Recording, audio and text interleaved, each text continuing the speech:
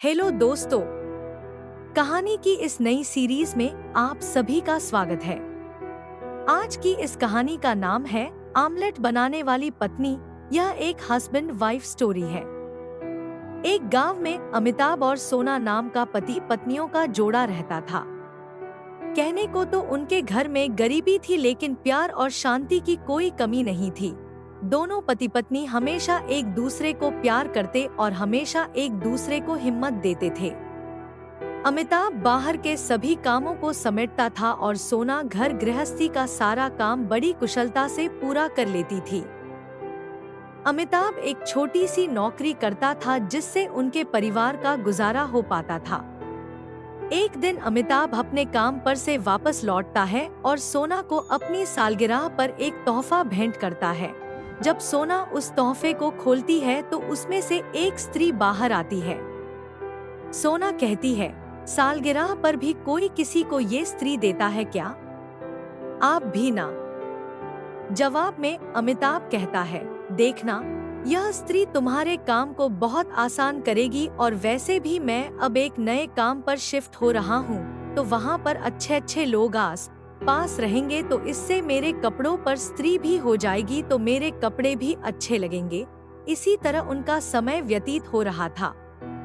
लेकिन कहते हैं ना, समय एक जैसा कभी नहीं होता। कभी दुख तो कभी सुख चलता रहता है।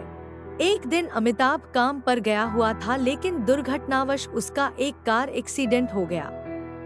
एक्सीडेंट इतना बुरी तरह से हुआ था कि उसे बिस्तर पकड़ना पड़ा। अब उनके घर की आर्थिक स्थिति बहुत ही नाजुक हो चुकी थी। क्योंकि घर में कमाने वाला केवल अमिताभ ही था, सोना अब बिल्कुल टूट चुकी थी। क्योंकि अब घर की सारी जिम्मेदारी और पति की दवाइयों का खर्चा का पूरा बोझ उसके कंधों पर आ चुका था। घर पर बैठकर कुछ नहीं होगा, इसलिए बहुत सोच समझकर वह घर से बाहर जाती है। गांव में उसे सड़क के ठीक सामने एक झोपड़ी दिखाई देती है। वह उस झोपड़ी में जाती है और स्वादिष्ट आमलेट भंडार का एक बोर्ड टांग देती है। सोना की एक कला बहुत अच्छी थी। वह आमलेट बहुत ही स्वादिष्ट बनाती थी। उसने अपने बचे हुए पैसों से कुछ अंडे और आमलेट की बाकी सामग्री भी खरीद ली। लेकिन पकाने के लिए उसके पास कोई भी साधन नहीं था, जिसकी वजह से वह वापस उदास हो जाती है।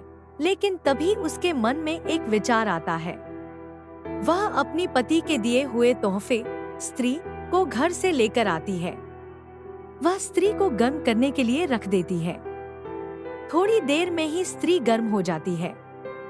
तब तक वह आमलेट के लिए अंडे और उसके घोल को तैयार करती है। वह तुरंत इस घोल को स्त्री पर डालती है।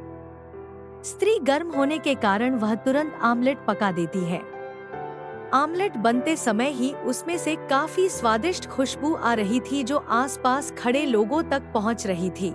लोग उस खुशबू को सूंघकर सोना की झोपड़ी की तरफ बढ़ते हैं और थोड़ी ही देर में काफी भीड़ इकट्ठा हो जाती है। सोना एक एक करके इसी तरह आमलेट पकाती और लोगों को देती जाती। उसका काम धीरे धीरे फैलने लगा। लोग आमलेट खाते और अपने दोस्त रिश्तेदारों को भी बताते, जिससे और भी ज्यादा लोग सोना की झोपड़ी तक पहुंच पाते। धीरे धीरे उसका व्यवसाय बढ़ता गया और उसने एक बड़ा सा ढाबा भी खोल लिया। अच्छी स्वादिष्ट आमलेट के किस्से अब अखबारों पर भी छपने लगे। अब सोना के पास काफी पैसे थे। धीरे धीरे उनकी आर्थिक स्थिति भी सुधरती गई और उसने अपने पति का भी ठीक से इलाज करवाया। अमिताभ अपनी पत्नी की काबिलियत और तेज दिमाग को देखकर काफी खुश हुआ। वे दोनों हॉस्पिटल से घर वापस आए। अमिताभ अब बिल्कुल ठीक था, तो वह वापस अपने काम पर जाने लगा। कुछ दिनों बाद उन दोनों की दूसरी सालगिरह भी आ गई। अमिताभ काम से लौटते वक्त दोबारा से सोना के लिए एक तोहफा लाया। जब सोना ने इस तोहफे को खोला तो उसमें अब बड़ी स्त्री निकली। इस बार फिर से सोना चौंक गई और हंसते हुए बोली, दोबारा से स्त्री लाए हो? अमिताभ कहता है, पिछली बार जो मैंने स्त्री दी थी उसने हमारे जीवन की सारी मुसीबतों को दूर कर दिया। अब यह स्त्री भी तुम्हारी बहुत बड़ी मदद करेगी। और दोनों हंसने लगते हैं।